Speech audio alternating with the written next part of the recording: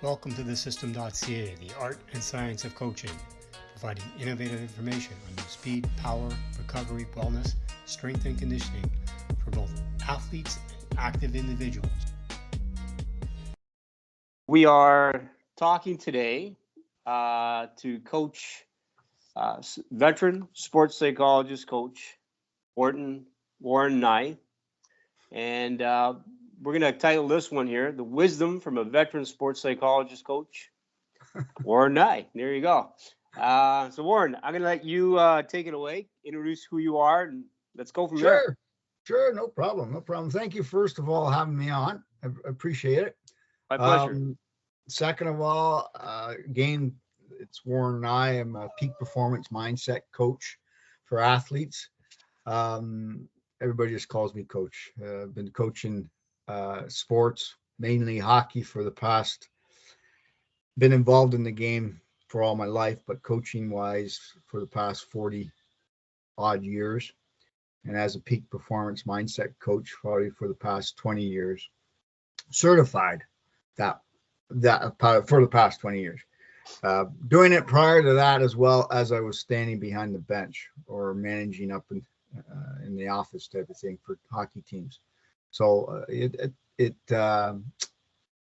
as the old saying is, I've seen it, done it, got the t-shirt. So let's rock and roll, as they say. That's me. Right. So you mentioned a couple of hockey teams. Which any when I played up to the level of college up here in Ontario, and then when they had college hockey back then, not just university. And then I went into coaching, and right from minor hockey, they started me off as a 22, 23-year-old. They tried to put me in with 10, 11-year-olds. That didn't work. Not intense enough for my liking, out of the game. So they moved me up to 15, 16-year-olds, AAA levels, and that's where I stayed until moving into junior. Coached through junior hockey from what I call Tier 2, which is Provincial Junior A, the OJ. Right. And then out to the Greater Ontario Junior Hockey League in St. Mary's as a manager. Right. So I've done it and scouted for some teams in Junior A as well. And then as I turned off the management, or took off the management hat back in the early or mid 2000s, whatever it was, and put the hat on as the peak performance mindset coach. So I've been doing that since. Okay. Yeah. So can you go a little bit more in detail about what what is a peak performance mindset coach? Sure. Similar to a sports psychologist, I am certified in that, but I'm not a doctor. So we help athletes, guide them, counsel them, work with them through their mindset, helping them between the years. And as anybody, an Olympian or a professional will tell you, to get to the highest level, you can have all the skills, ability, and so forth, but really to reach the high pinnacle, peak performance, it's between the years that has to be worked on. They're saying 80%, 90% takes up, is all mindset for an athlete, which is true, but really it's like I always compare it to marriage. Shots they fired. Say it's a 50-50 in marriage. Well, no, it's 100% of each other to make a marriage work. And it's the same thing in sports. You have to be 100% committed to your physical abilities and skill sets as much as 100% to the mindset and getting things on course to get to that next level. So that's what a peak performance mindset coach really is. It's just I just coach. I just it helps that I maybe played the sport before, been an athlete myself, know the ups and downs of what especially hockey players go through. That helps a lot. They can relate to it as I can relate to what they're going through. I'm not a softie, so when they're complaining about things, this and that, it doesn't usually sit well with me, because if life was easy, the athletic sports was easy, everybody would be doing it. Here, yeah, right. Yeah, So no. it's not going to be easy. Life isn't easy, and I tell them that right out the beginning. Yeah, I find when you get further, as you move from the youth ranks and you get up into the junior ranks, I think in any sport as you go up, it's now your character really starts to show, and whether or not that will take you, right? Yep. So No, definitely. It's a lot of things that are all combined, as we talk about it through the podcast. Is these are all things that you have to either do or be or work on to be successful in your sport, but as well taking those things from the sport, what you learn, and putting it towards just your regular life, is beneficial. And that's what I tell parents, I tell the athletes that I'm working with, young ones, is that use these things. I'm giving you tools, as they say, for your toolbox that you can use as you move along in life or in sport. Use them. And it's just not about sports. It's not about being the best athlete. It's about being the best you. And that's what I try to get across to the athlete. yeah, character is destiny, as they say. Yep, that's right. So why would somebody want to use you as hire you, basically, Because I'm a fun guy. I'm a fun guy. I can see that in the face. Yeah. You asked. Why would they want to use me? Good question. I would say it's a past experience for one. Especially, as I say, I mainly deal with hockey and hockey players, female and male. Right. Old, young, and older guys too, girls. I feel that it's also why they would want to use me, as I say, past experience. Because I've been around, man. I've done the laps, and been there, done that. Yeah, I've been there and done that. Like I said right at the beginning, it's something that I find that once they start speaking to me, I'm not going to give them high tech mumble jumble. The growth mindset, the not growth mindset, all that kind of stuff. We can talk to athletes, families on their terms, and that's what I guess people can understand me, and that's what they appreciate. I use life lessons and examples as we move along, that maybe have happened to me or maybe have happened to another athlete. I never name names, but this is what's happened, and they can relate to that kind of thing.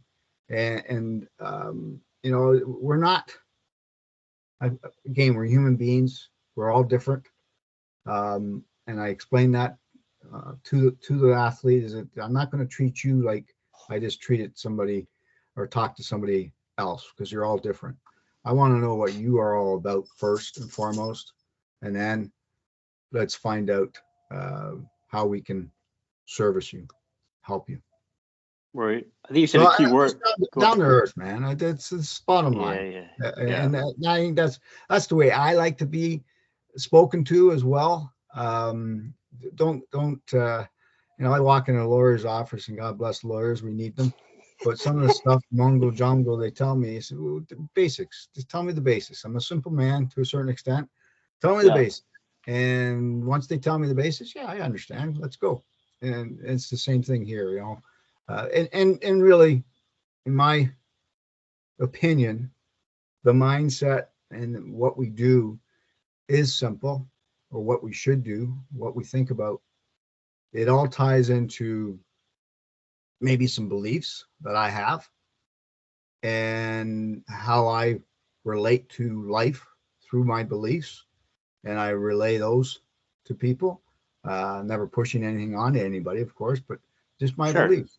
And it's common sense. A lot of it is common sense that we should use. And that's, again, is it a simple approach? Sure it is. But if you use it and apply, it will work. And it's, I'm a big believer on some of my mentors were past, obviously, Coach Wooden, John Wooden, famous basketball university coach. I use his principles daily. Yeah. And I put good them ones in part of my coaching. Napoleon Hill, not an athlete, of course, but sure, maybe was, but his principles on life and teaching and really common sense.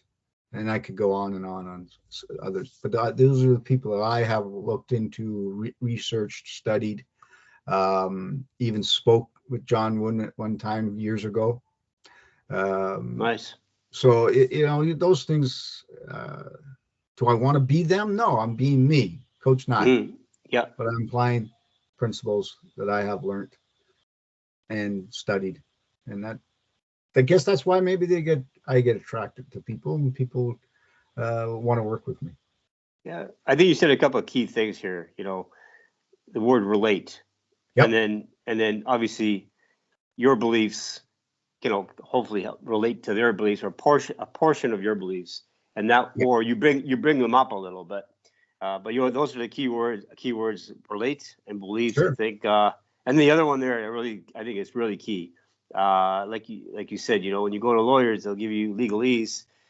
It's common sense, just simple common sense. I think people, and you might agree, they tend to overthink things. Well, that's that. Yeah, big right there. We overthink a lot of things, and I'm guilty as much as everybody else. And we just stand back and look at things in a maybe a little bit of an optimistic way, but also a common sense way, and put it in the proper perspective. Things aren't as bad or could be as bad as you think they are, or the situation, whatever the situation is. And then you go through the process of resolving it. And that's right. Again, simplifying it. Yeah. Right.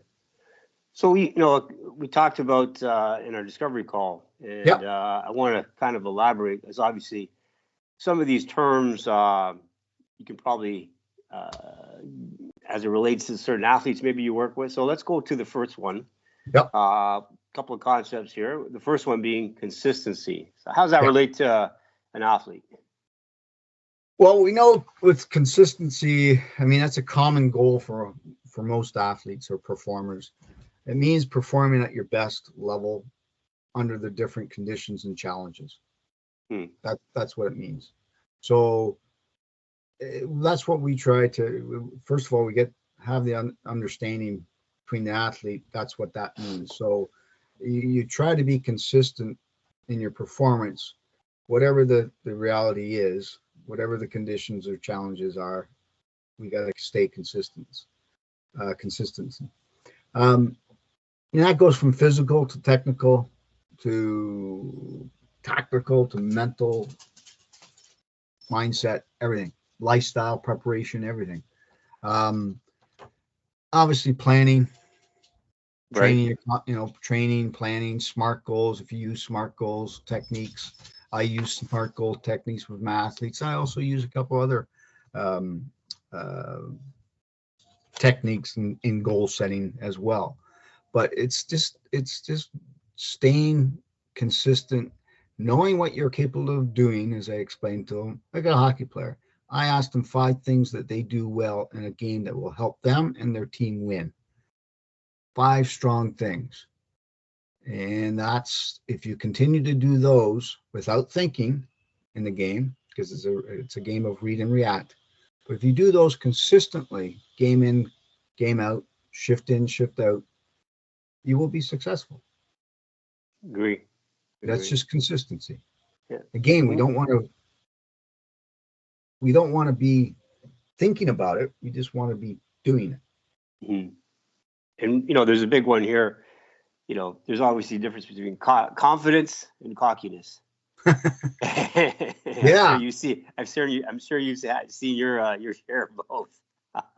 Yeah, well, again, you're right. There is a difference. And the confidence part and cockiness. I mean, cockiness is telling everybody that you're so great, basically, or whatever you're doing, which is fine. But I'm a touch, feel, got to see it, believe it kind of guy.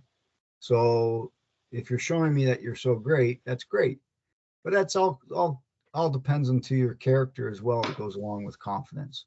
You know, with confidence and building confidence is it's managing your mind, putting the right things into your brain. Positive, could be visual, just self-talk.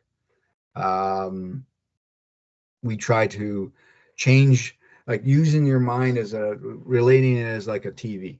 It's always on. You're always thinking thoughts, images running Right. through your head, all that kind of thing. But we as a person, we're the controller of the channel changer. So we have to have the mental TV under control, what channels, what's playing, and so forth, and what you're watching. So developing a mental toughness and confidence in there is we have to put the right sources, right things into those channels, which is your brain. Okay. Right. So that helps. That's the first, I guess, principle I work with. Second one is getting what we want through proper thinking. Again, it's putting the thought process through. They say, I think it's 50 or 60,000 thoughts go through your mind daily. And most than 80% of the people, their ideas or their thoughts are negative. Yeah. That's scary.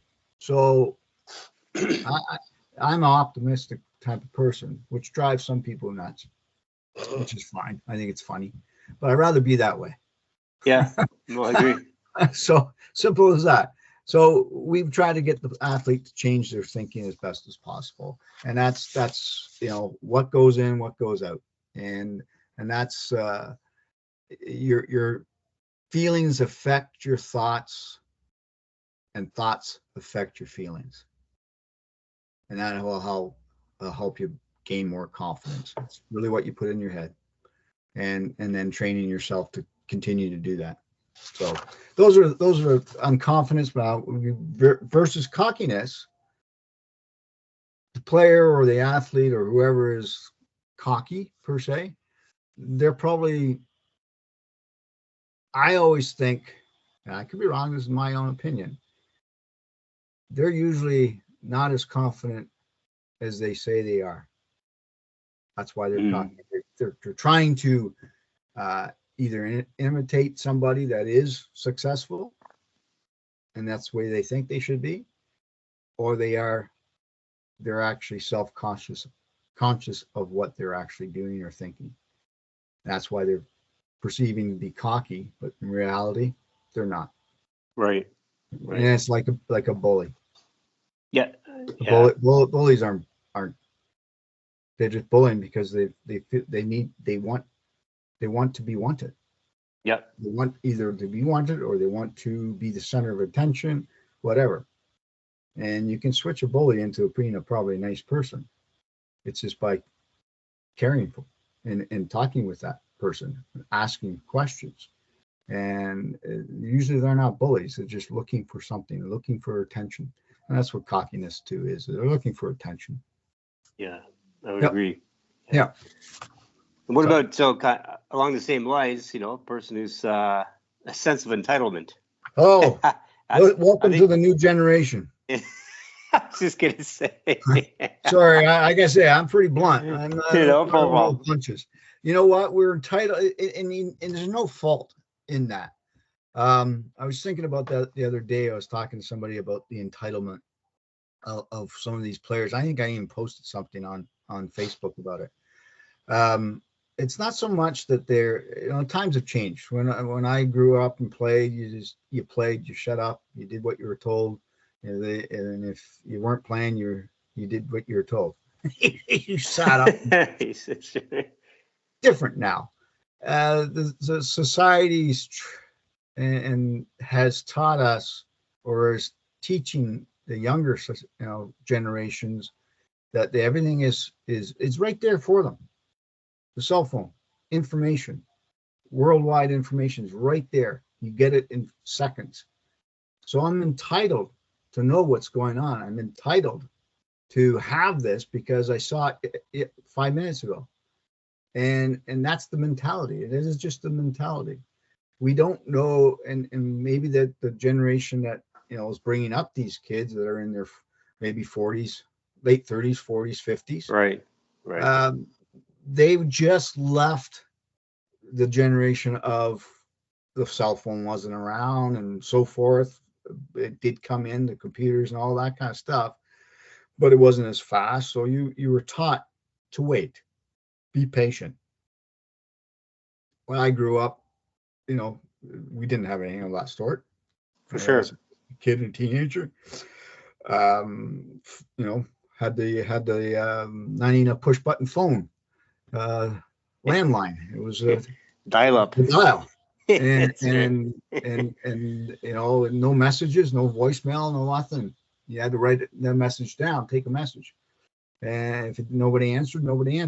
But that's the game. Those are different times. So I'm not blaming the kids or even the parents that feel they are entitled to do things.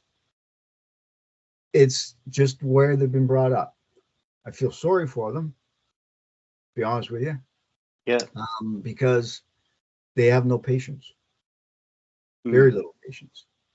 And I'm not, that's not all of them. That's not everybody. Yeah, sure. Okay. No. But you do get the ones that are entitled or feel entitled to have this. And they see what the parents have had or do have already, and they want that immediately as well. So when they get out of school, get out of college, they want what the parents are already living in or what they have, the cars or the cottage, whatever. They want all that. And that's okay.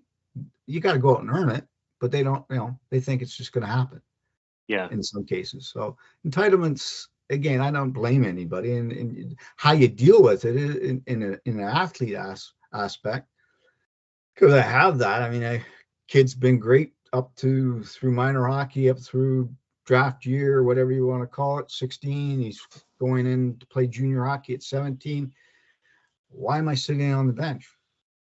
Why am I sitting in the stands? Because you haven't earned it. Yeah. What do you mean I haven't earned it? I probably racked up goals, all this through minor hockey. Well, it doesn't matter now. Yeah. You're the small fish in the big pond, and they have to understand that. And that's hard for some of them to understand that. Even some parents, too. Yeah. So that's the entitlement has to be explained to them that if you're not willing to wait in your turn, and that was what I guess the article I put on Facebook was about, waiting your turn. It's going to be tough, and you have to be patient, and we have to teach patience as much as possible to these guys, and that's what we try to do. But it's a big topic, entitlement these days. I like to kind of use the example of Tom Brady. When Tom Brady was in Toronto, I think there was some conference, and he asked, I think it was a quarterback coach at that time, so how do I get more plays? Because he was a rookie. He was drafted well below, Oh yeah, it was. And he says, how do I get more plays? Well, he says, well, make the plays that you do get, the best ones. And that's what he did. He didn't, gumble about it. He just took that advice and he ran with it. And the rest is history. I think he he was not, he's a different kind of quarterback compared to, let's say, Patrick Mahomes or Lamar Jackson. He's not as athletic in that sense. Yep. Very, very straightforward, stays in the pocket, and that's about it. And doesn't really scramble too much. But he's 7 Super Bowls. The guy's, he's doing something right, maybe. I don't know. He got the message. He understood. Yes. He understood that, and where some others don't, unfortunately. But the ones that succeed do understand it and go through it. our top patients, and it's like I tell my players too, is that you may be fourth line, you may get 6, 7 minutes, 8 minutes a game. It better be your best 8 minutes that you've ever played. And they're not, again, know your role. A lot of things, know your role. You're not coming in to score goals like you were at 16, 15 years old. You're coming in to be an energy player. You're coming in to create some chances, but you're also coming in to not get scored on. So think of that first. That reverse the thinking, not to score goals first, but to not get scored upon first, and really work on your defensive ability. And that's what they all want to do. So you're changing you got to know your role, and that falls onto the coaching too. Coaches, you better tell your players what the roles are and stick to it. Mm-hmm. Not being told what to do. And athletes, that's all we want to do. We want to be told what needs to be done, why we're getting it, why we have to do it this way, and what will be the success, or what will be the reward if we do what we're supposed to do and are successful at it. That's all the player these days is looking for. Right. When I played a game, you just shut up, you play. But now the generation wants to know, why am I supposed to be doing this? What's the outcome going to be if we do it well? It's just them. Right. But not all coaches. Yeah, no, for sure. Explain them. It's a little bit of a two-way street, a little bit It too. is. I think, For sure. Yep. But I think in the end, just from the authority aspect, I think the onus falls on the athlete, not necessarily on the coach. Well, no, you're absolutely right. Absolutely. Yeah. Absolutely. So, lending to that idea, character, is basically, I kind of coined characters, behavior that you do on and off the ice, especially when nobody's watching. And that's why I always say that's who you are. That's right. That's right. I start my athletes with, when they start working with me, I do a gratitude test with them. Okay. That tells me a little bit about their character. Right. And what they're grateful for, what blessings they have. Some of them, they don't even think about it. But we get them to start thinking about it. And that helps develop some character and develop some characteristics that they need to have moving forward. You're absolutely right. You don't know who's watching at any time, on or off the ice. And that could be from a scout watching your character, what kind of player you are, what are you saying, how you say it to people. And those are things that we teach as well. We coach into our system, or into my program. I start with a gratitude, and then gratitude to attitude test. I like that. And that helps, obviously, the athlete, but also helps me understand what I'm working with the player and their attitude, their gratitude, their character, that way. And it's big, again, things like this. It's just not about being the sport, and so it's about life. Yes. I mean, again, Agreed. These are teachings that's why I love Coach Wooden. Yeah. It was life things he taught. It wasn't just about the sport. Again, I could go on hours talking about Wooden, but we won't do that. But it's the practices, those practical things that he taught are just life lessons. Yeah, right. That's all there. Yep. And I guess, if you don't have a plan, you plan to fail, as they say. So, what about like planning? Like, I mean, how would you help an athlete, kind of plan out, okay, he's a AAA minor player, and then, how do you get him? Yeah, I mean, again, it will vary from player to player. Sure. His abilities and how, where he's going or she's going. Sometimes a little different than female, especially in the hockey world. Females are recruited differently for schools and so forth earlier than they are for the male. Okay. But for having a plan, first of all, the plan has to coincide with the athlete's goals and aspirations.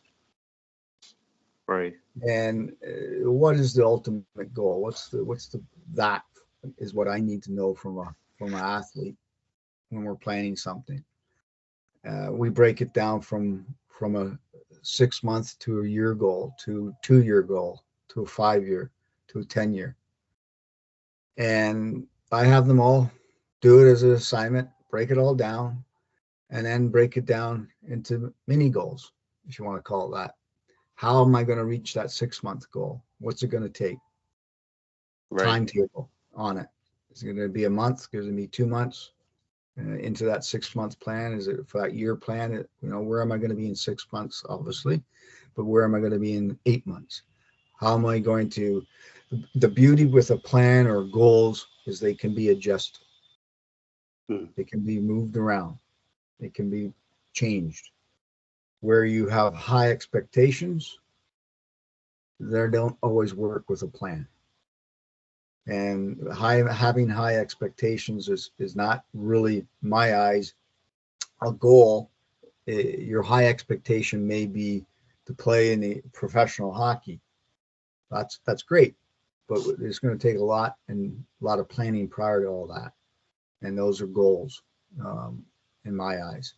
So having a plan is pretty obviously important, like you said. No plan, no gain type of thing. But if you have a plan and you go by it as best as you can, you will be successful. But you got to work the plan. You got to work it. Simple as that. You can't just wish it. Wishing doesn't make it happen. You got to have faith in yourself. When we talk about faith, we talk about hope as well. But how to apply it to something that you want to happen, but not sure if it's going to happen. And we talk a lot about that. And I've got guys that when they're 16 want to go play down the road NCAA Division I. Well, we don't know what that's going to be like in 5 years. Your body changes, your mind changes, things change. That's part of your plan. We have changes. And they've realized 2-3 years down the road, they're playing junior hockey, but maybe not as good to go D1 as they thought they were when they were 16. Right. So that plan changes. Let's go D3. Let's go somewhere else. You have to be flexible. And the ones that have a plan but aren't flexible, that's tough. That's tough. Yeah, I think you kind of hit a point here, and I think this is where I guess working with a person like yourself, your experience helps them with developing those goals, making sure they're realistic. 6 months, 1 year, 5 months, 10 months, 10 years. These are key areas, like key points, and I think you can tell, oh yeah, this kid wants to be NHL. Okay, well, how do you break that down now? So I think that's where a person like yourself with your experience comes in and can really help that. So your thoughts? Oh, I think we have a little bit of a freeze frame here. Anyways, Coach, are you there? Sorry about this. Hello?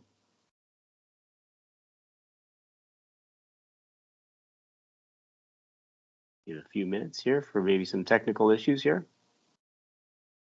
1 second. I think either our connection or possibly maybe something on his computer, maybe.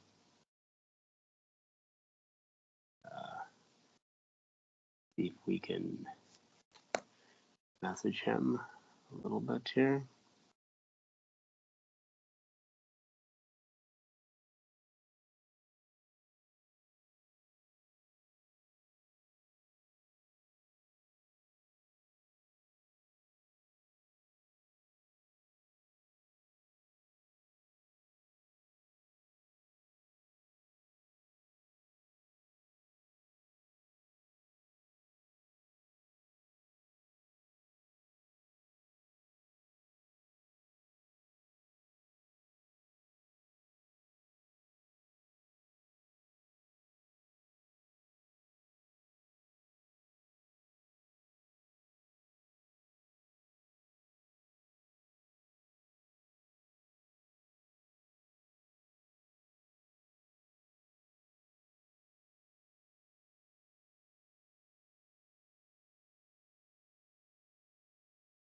You there, Coach?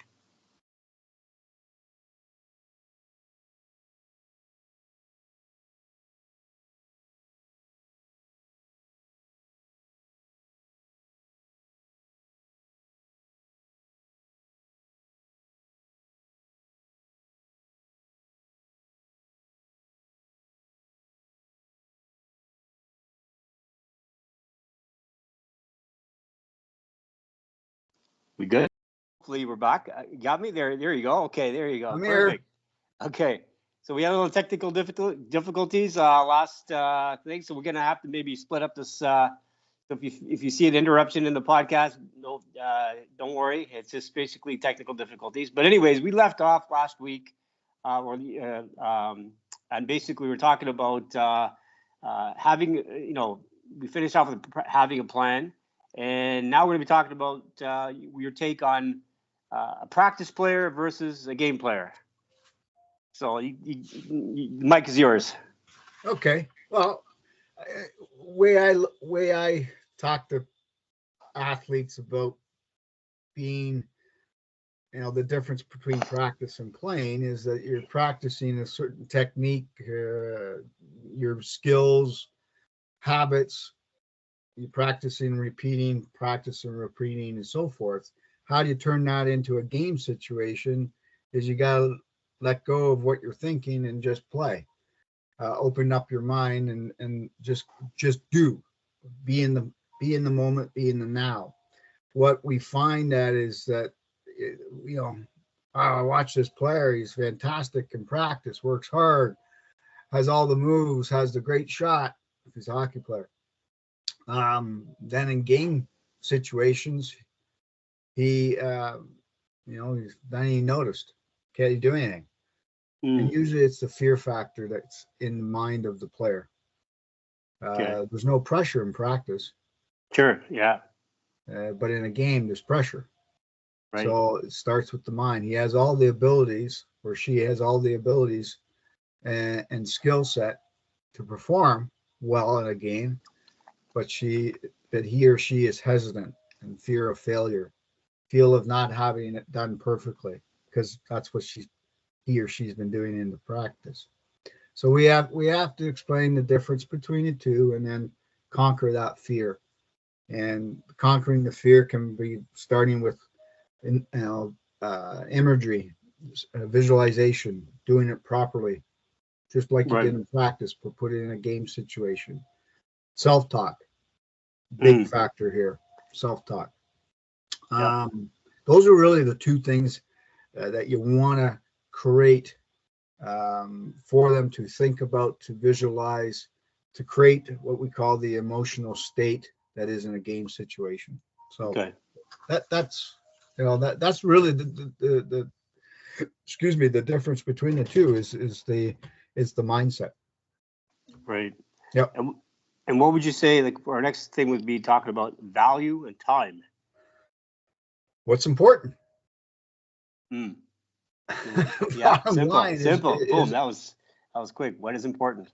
Yeah, what's important for you? I mean, it gets to a point in any athlete's life, to a certain extent, from being young, playing minor hockey. I'm going to use hockey since that's what I do with majority. Sure. Being a minor hockey player, having fun and all that, you want to continue to have fun, but they usually get to an age, usually about 13, 14, 15, they got to decide, am I going to take this a little bit more serious? I want to get to a higher level. These are the things that need to be done. And there's going to be distractions. There's going to be other peer pressures. And you have to decide, okay, well, instead of going to the movies with my buddies, I got to do that workout. Instead of maybe having a girlfriend on a steadiness, because that's one of the major issues. Yeah, sure. Which is fine. Fine. Some can handle it. Some can handle it. Others, majority can't at certain ages. So you have to make that decision. So it's what's important to you. Is it and when it comes to what's important to you, what's your long-term vision? What's your long-term outcome that you want to have to accomplish. And that's having the willpower to turn away from some things that you just aren't going to be there, or shouldn't be involved in, because I want to do this. You want to still have fun, you want to still have a life. Sure. But trust me, when you go and you're a major junior hockey player, let's face it, they're mini professionals. Agreed. And they sleep, eat, and play. And their focus is on one thing. Sure, they can do outside things, but there's curfews. They know they need to sleep, so they're not staying out till midnight. They're being home, probably in bed by 10, 11 o'clock. Stuff like that. They have to be disciplined. Yeah. So yeah. So here's a big one. Fear of failure or fear of success, right? Or fear of loud sound. That's interesting. You said put that in there. Yeah. I have to question, what do you mean by fear of loud sound? So one is instinctive, right? And the other two are learned. Right. Yeah. So fear of failure or fear of success. Usually, it comes into the mindset. I was on a seminar yesterday, and the fear of failure is probably the number one trait of why people don't succeed. It's just because in their mindset, they already come up with not excuses, but reasons why this may not happen. This may, things will change, all that kind of stuff. And you look at, this is where I use an example. You watch a 2-year-old to a 5-year-old. They have no fear. That's true. Yeah. And if we could just watch and observe them and go and keep that mentality. But we're told as we get older, from parents, from society, you can't do this, or you shouldn't do that, so forth, or it's not going to work because this reason, for that reason. And we believe it. And the ones that don't and just keep going and have the no fear mindset usually succeed. And I find with the success or fear or being successful, some people, yes, are afraid of being successful because they're getting more responsibilities that come along with success. That's true. It is. I mean, your demand time-wise is goes up. Your if it's success in the finance side of things, you're demanded for more things to come from you to help others. And so again, it's a mindset. It's what you want, and to overcome those things, you have to decide what's important. Right. Yep. So how would you overcome setbacks, hurdles? Yeah. Well, again, it's as I said right at the beginning, when I speak to kids and clients and young athletes and parents too, I talk very simple. I talk very logical, if you want to call it. I explain things, and overcoming hurdles is, okay, what's the challenge? And that's a challenge. Hurdle is a challenge to me. What's the challenge we have on hand? Let's define it. Let's find out what it's all about. How can we, on a positive side, setting an emotion to the side as well, how can we overcome this? What's it going to take to overcome it? So you look at everything logically, and then you map out a plan to get around it, or to get over it, or to go through it. Right. Making it simple. Okay. Stay away from, we have a hurdle or a challenge. Keep away from the negative of what may happen. Don't worry about things. We have only what we can control is what we can control. So let's control the challenge and get through it logically. Whatever that challenge is. Again, simplifying it. You know, in the next one you asked about dealing with failures. It's the same thing. We are not perfect. We're humans. Yes. I stress that a lot to the young athlete. If you think you're perfect, well, God bless you, first of all. And second of all, I'm glad to meet someone that is perfect, because I've never met anybody that has. They may think they are in their mind, which is, yes, okay. But realistically, it's, you know, you're not perfect. So you are going to fail. Accept it. Yes. And move on. Yeah. And it's acceptance. We don't want to fail, of course, but we try to let the athlete know and speak to them about failure. It's going to happen. How do we deal with it? Do we deal with it being sulky? Yeah. Or do we deal with it, okay, that's happened now. Let's move forward, learn from it. Yes. What happened? Yes. And what can I do better? And then move on.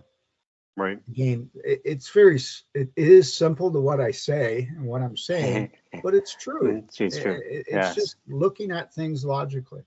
So that's dealing with failures. I mean, obviously there's big, huge failures that could happen in your life. It could be a financial thing, business going out of business, going bankrupt. Is that a failure? But you know, and you read these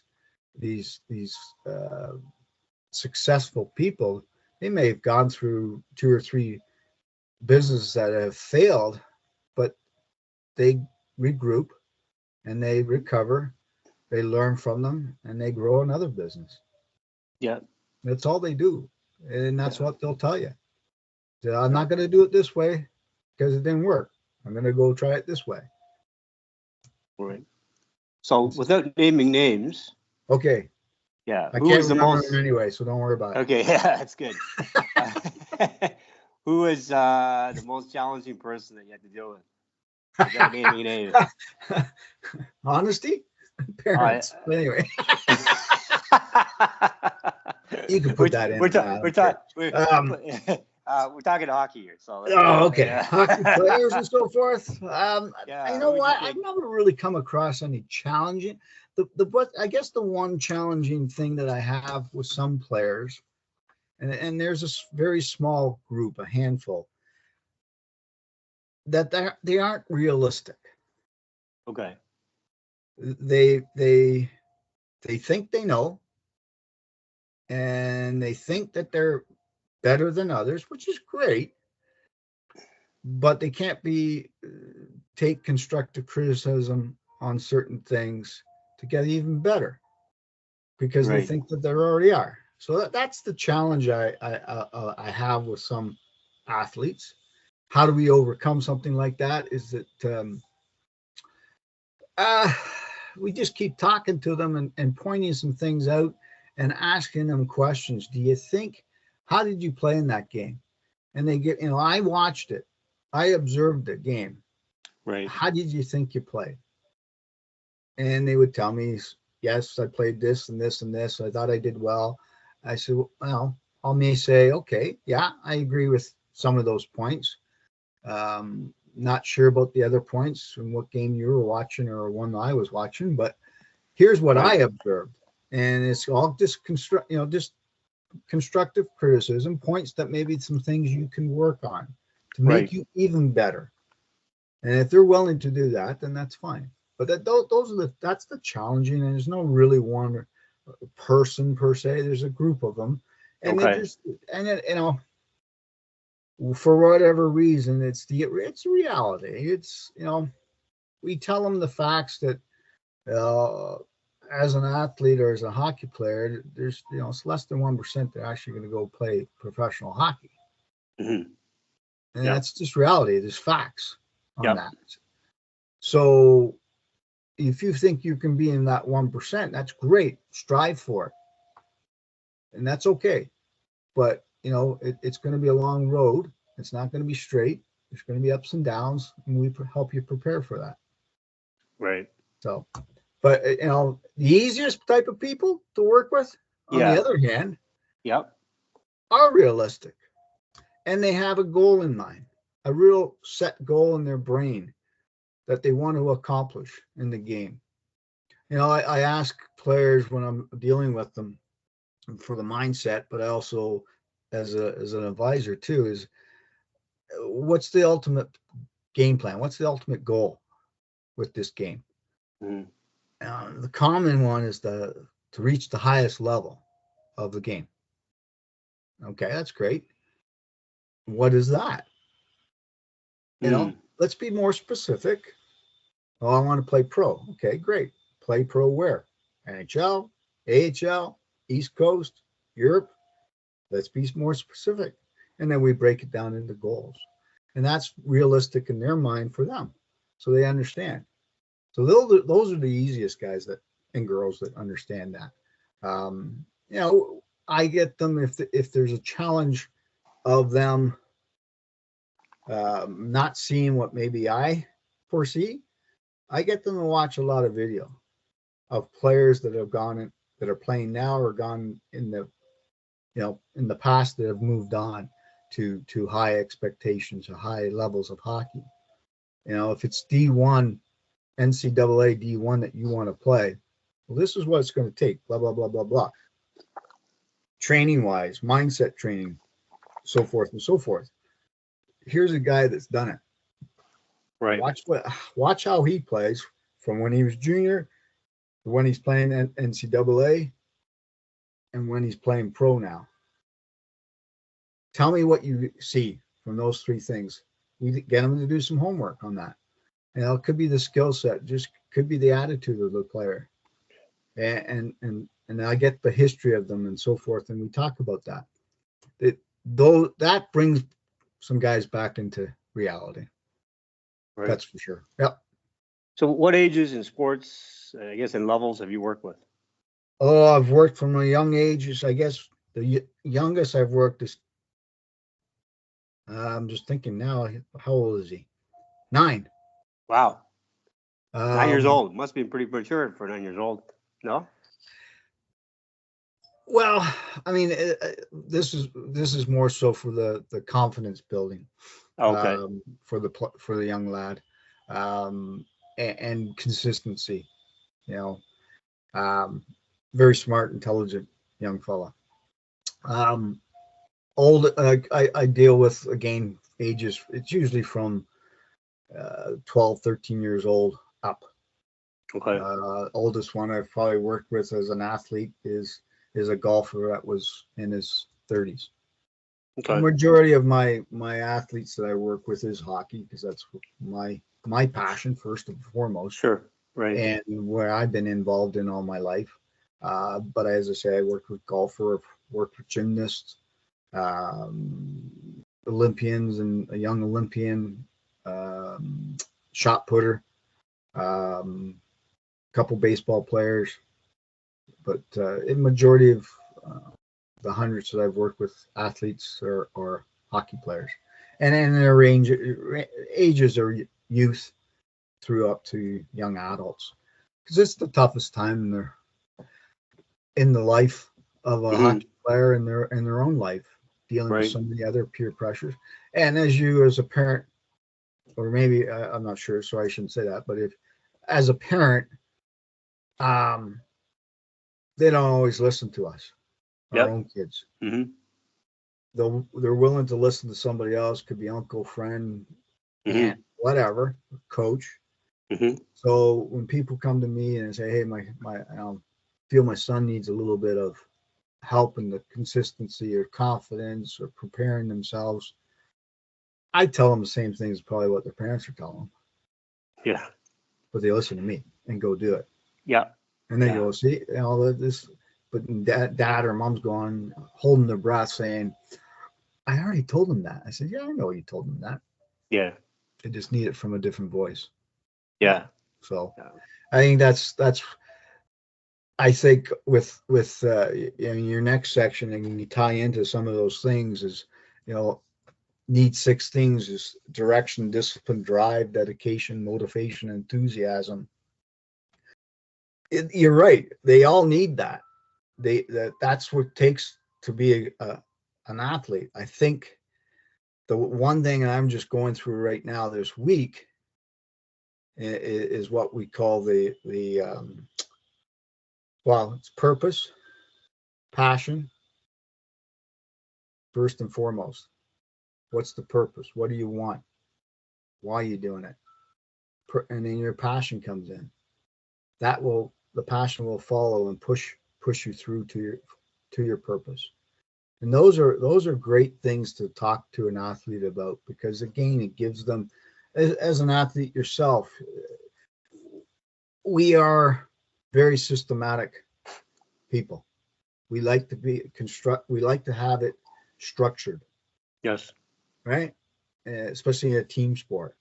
That's where a lot of athletes, when they retire, have problems, because they're not part of a team anymore. And what do I do now? Type of thing. Right. And that's where there's great, the NHLPA does a great job helping players into retirement or past it. Right. Just not to, start another life, which is really what they're doing. But it's hard on some players after. That's why you hear some horror stories about players regarding substance abuse and so forth. Yeah. Because they just can't deal with it. It's hard on the families.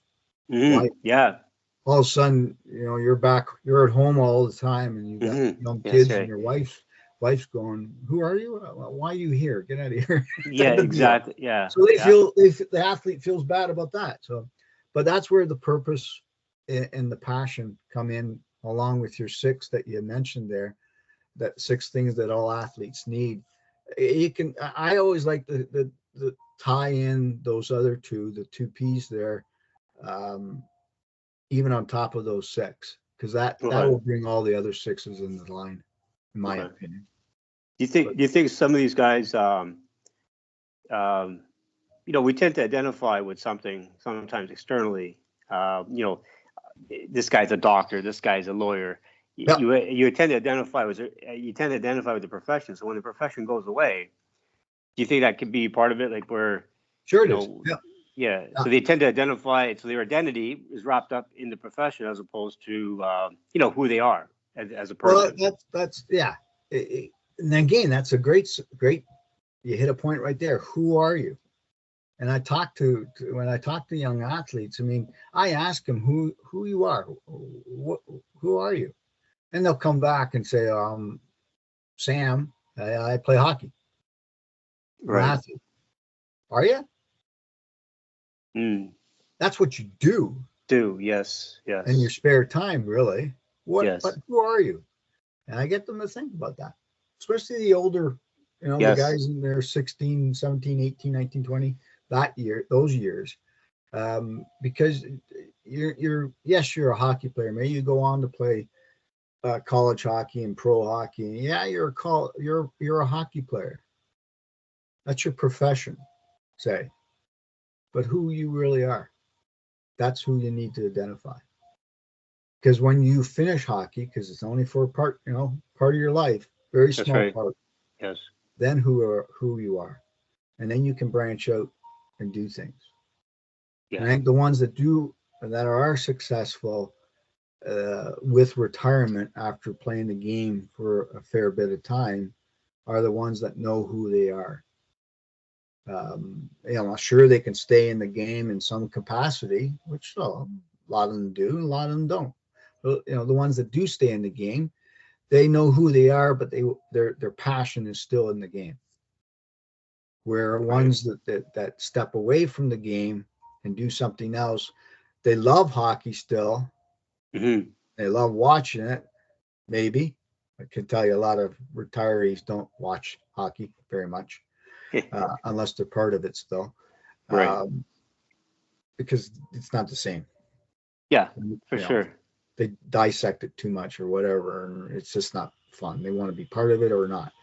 So the ones that aren't, they can move away into something different.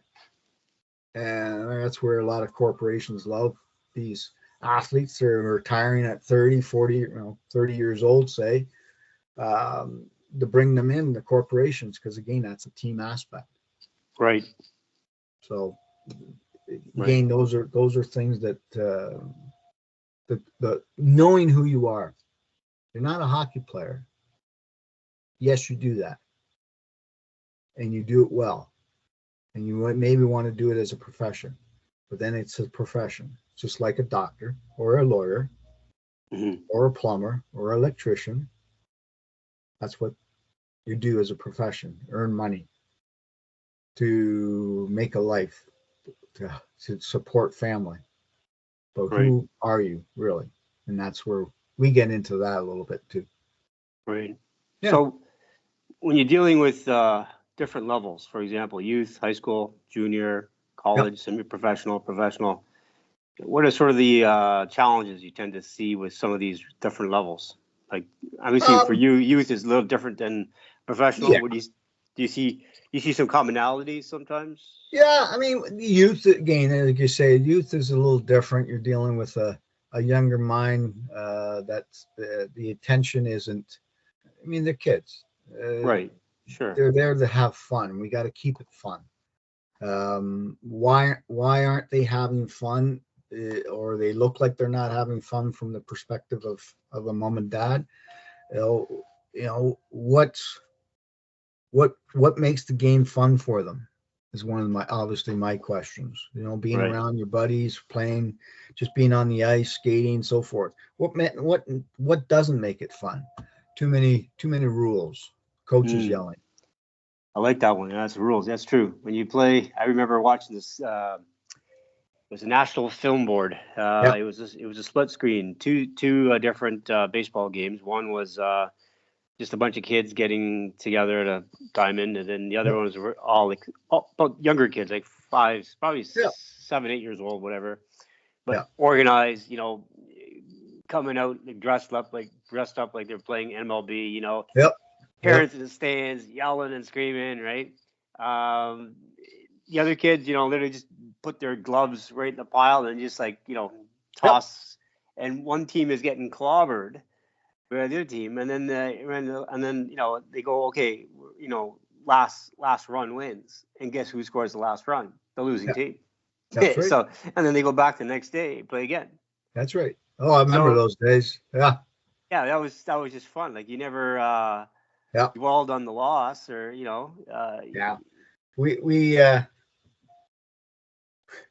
we adults can ruin things, especially in youth sports, which is too bad. But it's true. I mean, I put a video out the other day that I caught. Somebody else put it out, so I shared it, and it was just glass banger. Yeah, well, no, it was asking the kids about, the parents, and just let me play is one comment that stuck out to me. Just let me go play. Yeah, I think, and that's youth and high school too. Yeah. But more youth hockey. When you get into high school, junior, the age groups, they're a little bit more independent. The athlete thinking, at least most of them are. Some of them still look, as I'm talking to them, or parents sit beside them, they still look, am I saying the right thing? They look over to the parent thinking that, what am I supposed to say? Or am I saying the right thing? So it all, with those, again, high school, junior players, you're dealing with, because they're minors. And I tell this, I when I speak with a minor on screen or face to face, I let the parents know what we're talking about. If they're not with us, I send them an email or phone call later and say, hey, this is what we discussed. Okay. And because they're minors, that's my rule. When they get in 18, 19 years old, it's one-on-one between us. If I recognize something that doesn't sound right or looks right, at the beginning of everything, when we first start working together, I'd say this to them: if I don't feel comfortable or something you said or something that's not right, I'm letting mom and dad know. Again, those are my rules. Right. I'm up front. Well, obviously, we get into semi-professional college and 20-year-olds to 30-year-olds. It's a one-on-one. Do I find more challenge? It's life. Those are the challenges. It's life related. That it might not even be done anything with hockey. It might be the stress of the game that's affecting them. That's maybe affecting their schoolwork, affecting their social life, or schools affecting the hockey. Now we have to learn how to separate the two. If it's if they're still in school and playing hockey, university, and if they're playing professional, it could be an outside distraction, it could be a teammate or whatever that is distraction. How do we deal with it? And because it's affecting their game, right? So though that's different levels and different things from youth up to professional. That's where your differences are. And again, how you talk to them. Obviously talking to a 9-10-year-old, it's going to be totally different than talking to a 25, 28-year-old. Right. Should be.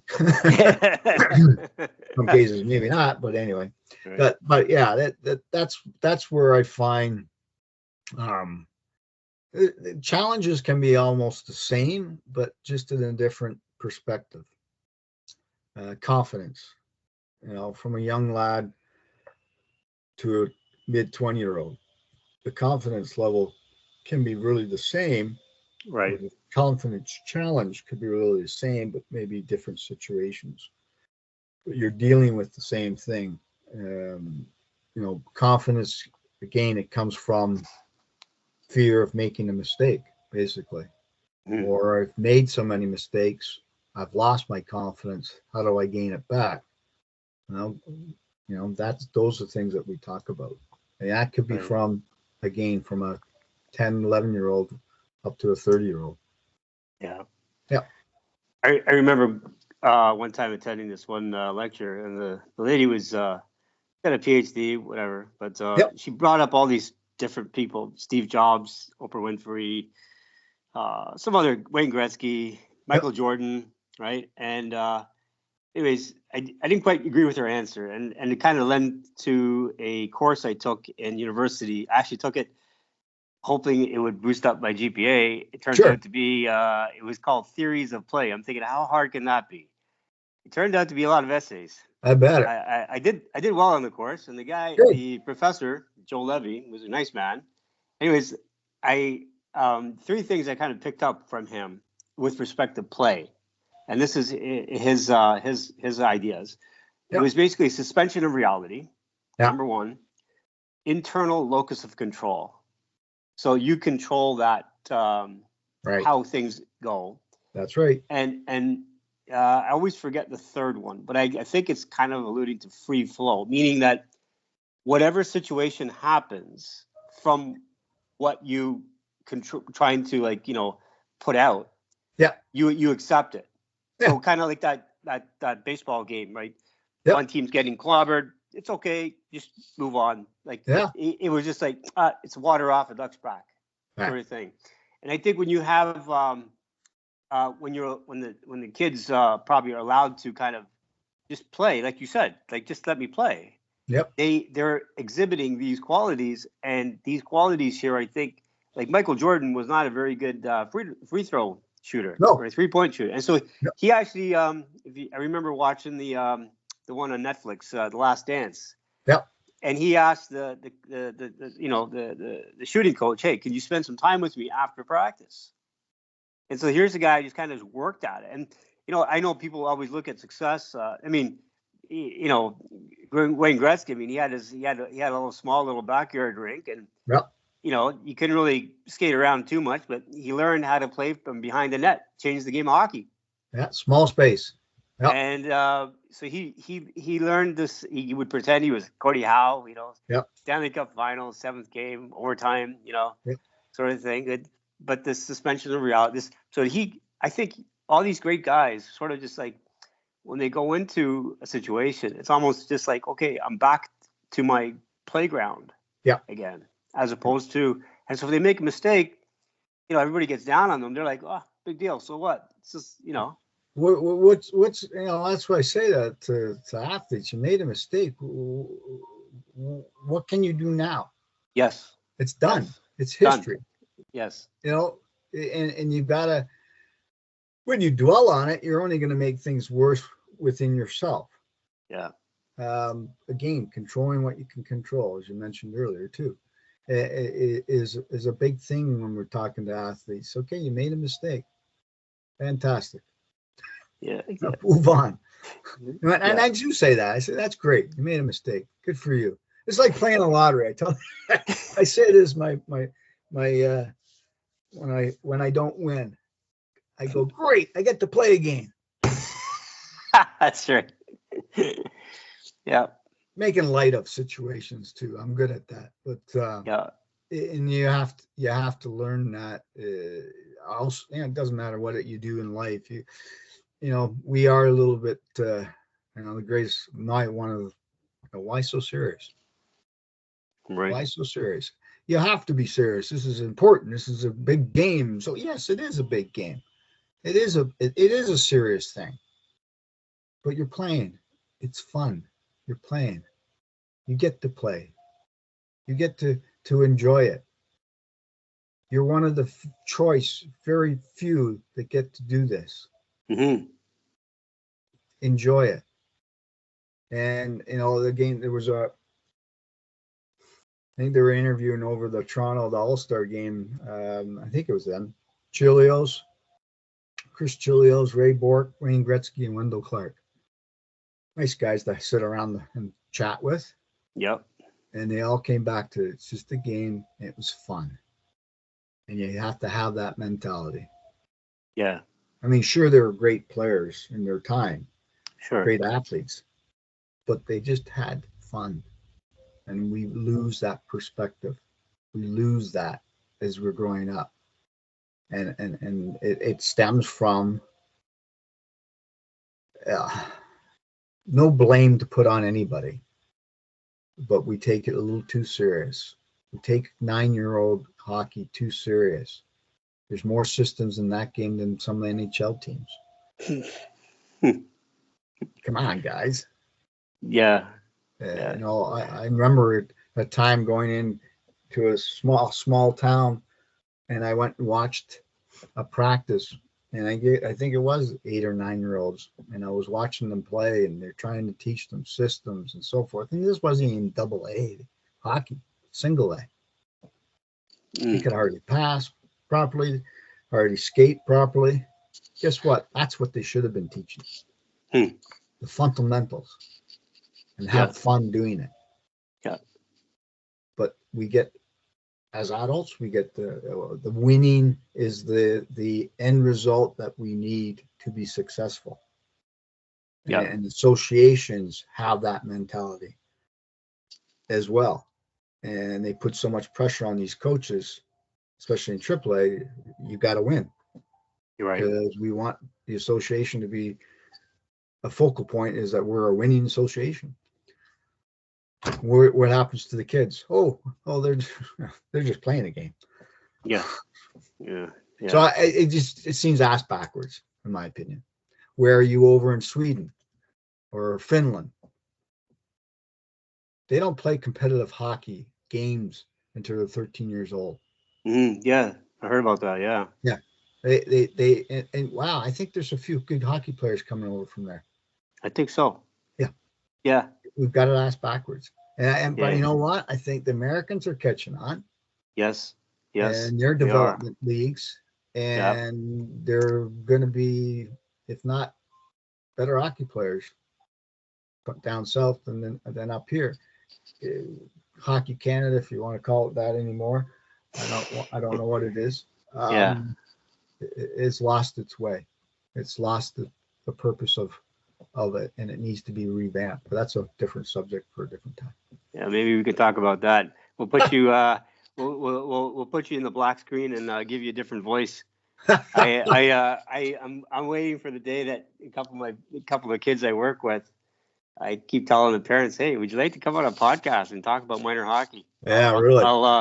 I'll put you in a dark. I won't video record you. We'll give you Yeah, you talk through sure. a paper towel tube. Your There's voice a is lot of muffled. opinions out there, and horror stories, as you want to call them.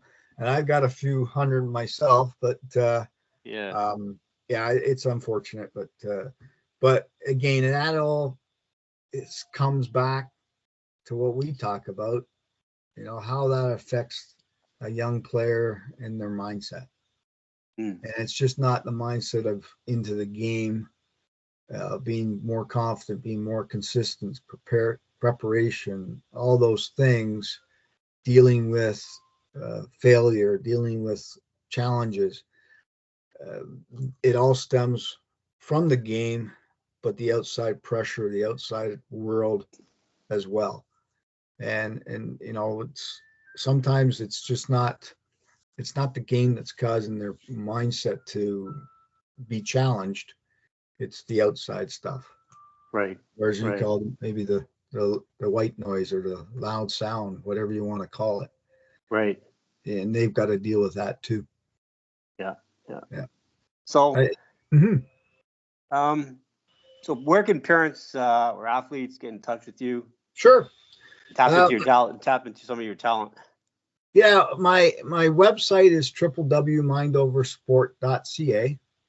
Mindoversport.ca. Okay. Yeah, it's .ca, and I'm on Facebook under Mind Over Sport, Instagram as well, on the social media, LinkedIn under my name and Mind Over Sport as well. Okay. So I do a little bit on social media. I have a showing out there, but if anybody wants to get in touch with me, go through my website. My email is coachnye@mindoversport.com. Okay. Feel free to email me. That's basically how you get to me, or bump into me in a local rink and throughout Ontario. Okay. Usually in them. Yeah. Are you ever in the GTA area? Oh yeah. Yeah.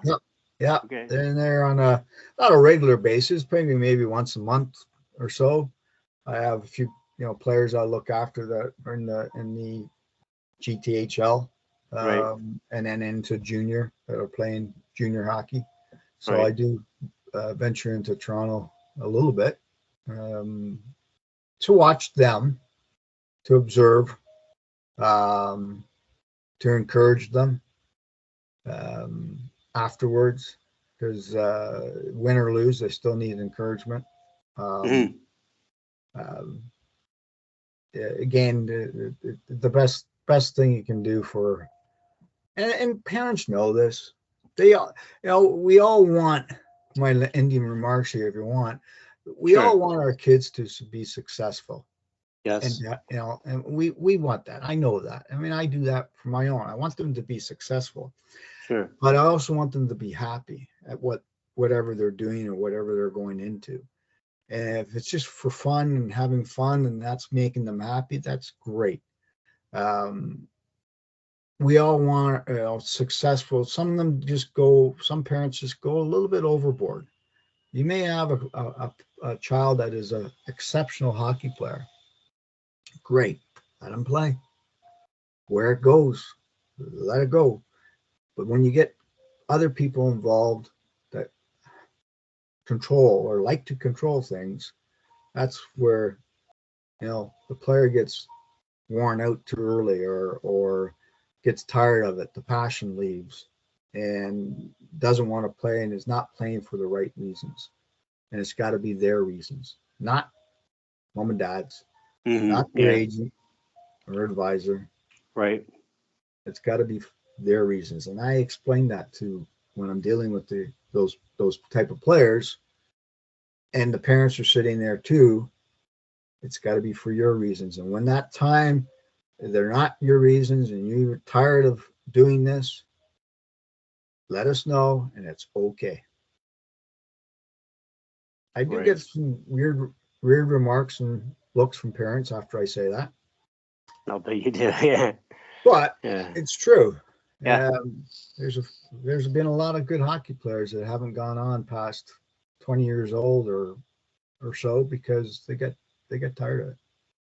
The Yeah. passion's gone. They lost the purpose behind playing. The purpose behind playing at the beginning was to have fun, be with their buddies, and so forth. Yes, they knew they were good. Maybe the game came easy to them at some point, but that wasn't their purpose. Believe it or not, maybe they could have gone on to play professional hockey. Again, that wasn't their purpose. And that's okay. Right.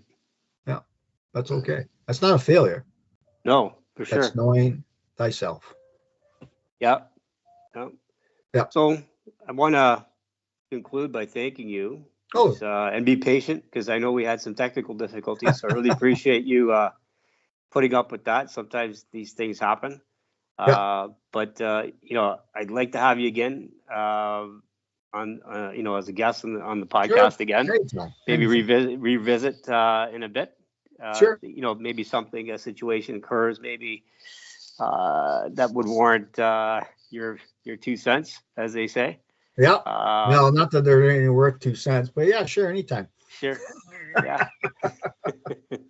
So in concluding, I just want to thank you so much. Appreciate your being patient with the whole process. I know sometimes people just winging the podcast, but I have a little bit of a method I like to give a little prep ahead of time, and make sure everybody's comfortable with the topic, et cetera, and make sure everything is so just to make sure everything flows, everybody's comfortable, and everything flows properly, right? So did a great job. I appreciate being asked to be on and talk about the peak performance and mindset coaching, and again, I do appreciate it.